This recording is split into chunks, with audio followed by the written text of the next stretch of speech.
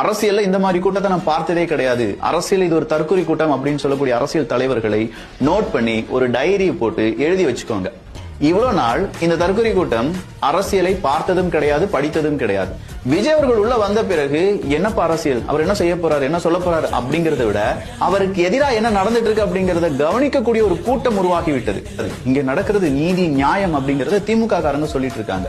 AIADMK, NTK, பாஜக அப்படின்னு சொல்றாங்க. அவங்க ஸ்கோர் பண்ணிட்டு இருக்காங்க. இந்த தற்கொலை கூட்டம் இப்ப என்ன செய்ய ஆரம்பிச்சிருச்சுன்னா அரசியலை கவனிக்க ஆரம்பிச்சிருச்சு.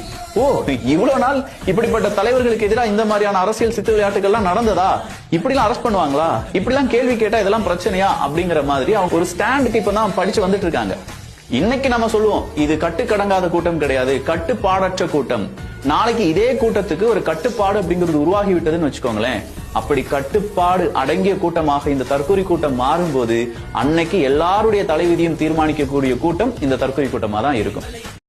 அரசியல்ல இந்த மாதிரி கூட்டத்தை நான் பார்த்ததே கிடையாது. அரசியல் இது ஒரு தற்கொலை கூட்டம் அப்படின்னு சொல்லக்கூடிய அரசியல் தலைவர்களை நோட் பண்ணி ஒரு டைரி போட்டு எழுதி வச்சுக்கோங்க.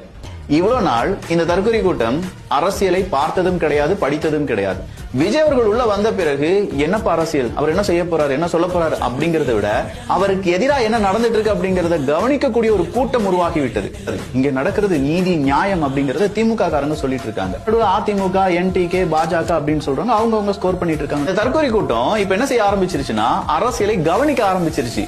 ஓ, இவ்வளவு நாள் இப்படிப்பட்ட தலைவர்களுக்கு எதிராக இந்த மாதிரியான அரசியல் சித்து விளையாட்டுகள் எல்லாம் நடந்ததா, இப்படிலாம் அரெஸ்ட் பண்ணுவாங்களா, இப்படிலாம் கேள்வி கேட்டா இதெல்லாம் பிரச்சனையா அப்படிங்கிற மாதிரி அவங்க ஒரு ஸ்டாண்டுக்கு இப்பதான் படிச்சு வந்துட்டு இருக்காங்க. இன்னைக்கு நம்ம சொல்லுவோம் இது கட்டுக்கடங்காத கூட்டம் கிடையாது, கட்டுப்பாடற்ற கூட்டம். நாளைக்கு இதே கூட்டத்துக்கு ஒரு கட்டுப்பாடு அப்படிங்கிறது உருவாகி விட்டதுன்னு வச்சுக்கோங்களேன். அப்படி கட்டுப்பாடு அடங்கிய கூட்டமாக இந்த தற்கொலை கூட்டம் மாறும்போது அன்னைக்கு எல்லாருடைய தலைவிதியும் தீர்மானிக்கக்கூடிய கூட்டம் இந்த தற்கொலை கூட்டமா தான் இருக்கும்.